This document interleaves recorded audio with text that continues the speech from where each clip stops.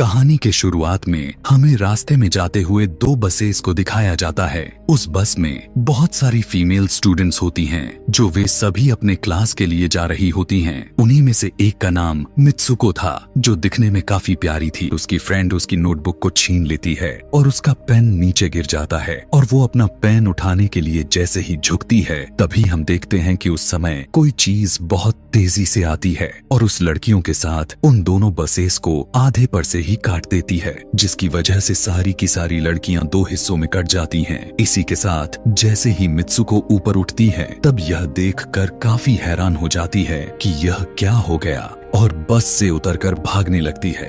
भागते समय उसे आगे चार लड़कियां और भी दिखाई देती हैं और वो उन्हें झुकने के लिए कहती हैं, लेकिन काफी देर हो चुकी थी। वो हवा उन्हें भी आधे पर से काट कर चली जाती है कि तभी इन्हें कुछ साइकिलिंग करते हुए लड़कियां नजर आती हैं, लेकिन वो हवा उनके साथ भी वही करता है जो अभी इनके दोस्तों के साथ हुआ और इसी दौरान वो लड़की भी मारी जाती है, जिसे अभी उस अदृश्य चीज से बचाया था। अब वो यह देखकर काफी डर जाती है और वो इधर उधर भागने लगती है। अगले सीन में हम देखते हैं कि मित्सुको चलते चलते एक स्कूल में पहुंच चुकी है, जहां पर और भी बहुत सारी फीमेल स्टूडेंट्स थीं, कि तभी वहीं पर तेज हवा चलती है और मित्सुको डरकर बिल्डिंग के अंदर चली जाती है। उसकी बेस्ट फ्रेंड को कुछ भी समझ में नहीं आ रहा था कि ये हो क्या रहा है। वो मित्सुको से पूछने लगती है कि तुम इतना ज्यादा कांप क्यों रही हो। तब मित्सुको अपने बेस्ट फ्रेंड को सब कुछ बता देती है कि किस तरह से एक हवा का झोंका आया और उसके स्कूल के सभी स्टूडेंट्स को काट कर चली गई। जिसके बाद मित्सुको का बेस्ट फ्रेंड अपने दो और दोस्तों को लेती है और क्लास को बंद करने का प्लान बनाती है। चारों वहाँ से भाग जाती हैं। वे चारों भागते भागते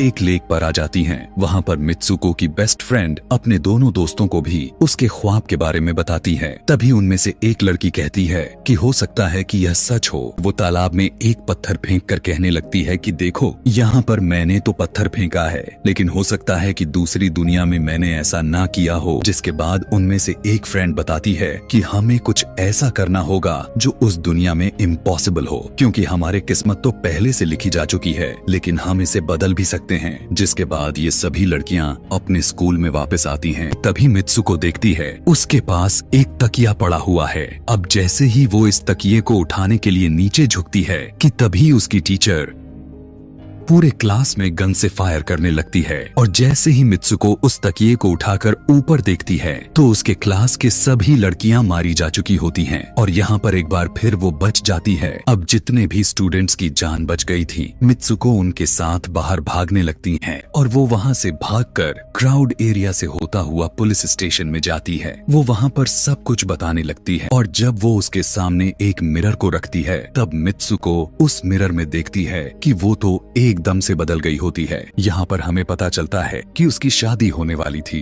तब वही पुलिस ऑफिसर उसे उसकी शादी के लिए लेकर जाती है, तो मित्सुको को बेस्ट फ्रेंड भी वहीं पर मौजूद होती है। मित्सुको उससे पूछने लगती है कि यह सब मेरे साथ क्या हो रहा है। तब उसकी दोस्त उससे कहती है कि अभी खामोश रहो, हम अभी किसी के कंट्रोल में हैं। उसकी बेस्ट फ्रेंड उसे अपना हाथ दिखाते हुए कहती है कि प्लीज मेरे हाथ में जो वायर लगी हुई हैं, उसे बाहर खींच दो ताकि मैं इस दुनिया से बाहर जा सकूं। लेकिन ज्यादा उसे फोर्स करने पर वो उसकी वायर्स खींच देती है। वायर खींचते ही उसकी बेस्ट फ्रेंड की बॉडी दो हिस्सों में बट जाती है और तभी उसी वक्त उसे एक गेट नजर आती है। उस दरवाजे से बाहर आने पर वो देखती है कि अब वो आदमियों की दुनिया में आ चुकी है। वो आगे बढ़ती है, तब वो देखती है कि एक बूढ़ा आदमी गेम खेल रहा होता है और उसी गेम में मित्सुको वही कैरेक्टर नजर आती है। मित्सुको को देखते ही बूढ़ा आदमी कहने लगता है कि मैंने ही इस गेम को बनाया है और मैं ही हूँ जो तुम लोगों को कंट्रोल कर रहा हूँ। कि तभी उसी समय एक आदमी आता है और मित्सुको को अपने पास बुलाने लगता है। वो आगे बढ़ने लगती है कि तभी मित्सुको को अपने दोस्त की कही हुई बात याद आ जाती है